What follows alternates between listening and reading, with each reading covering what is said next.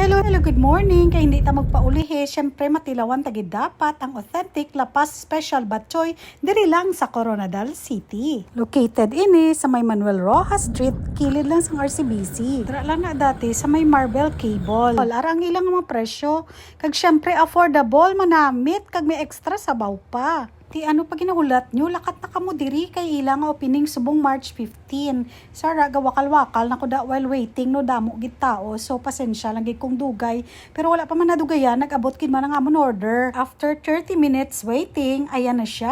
I-order ni Kuya ang super special kag ang overload batchoy nila. So, as you can see, damo gid siya panakot. Yahoy, hindi ka mo malugi kag kanamit gid sang lasa. Do ma-feel mo gid nga ara kag sa Iloilo, Lapas. Diyos ko, sino ba naman hindi nakatilaw sang Lapas batchoy? Dito kita college, no? Paayaw kita kaon. Sang batchoy, so syempre nahidlaw kita. So raga timo-timo na kita kadamo gid sang chicharon, may mga atay, karne, kaguara ang ilang mga noodles, syempre gipanghatag kong iban kay Kuya kay low carber kita ya, may pila lang ya ka grams sa kailangan tanga carbs sa ton lawas o ara.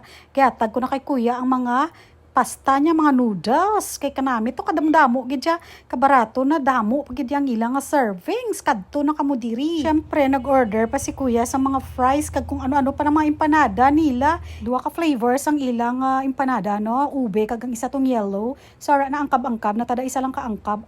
Kay balaan mo naman may dough. Gihatag ko na kay Kuya kag tapos namon diretso na kami sa KCC. Ba ko nami lagi di ako may siman kay nga bata. Oh Kuya, thank you. Ay, bata ka nga siman, no? Bayad. Thank you.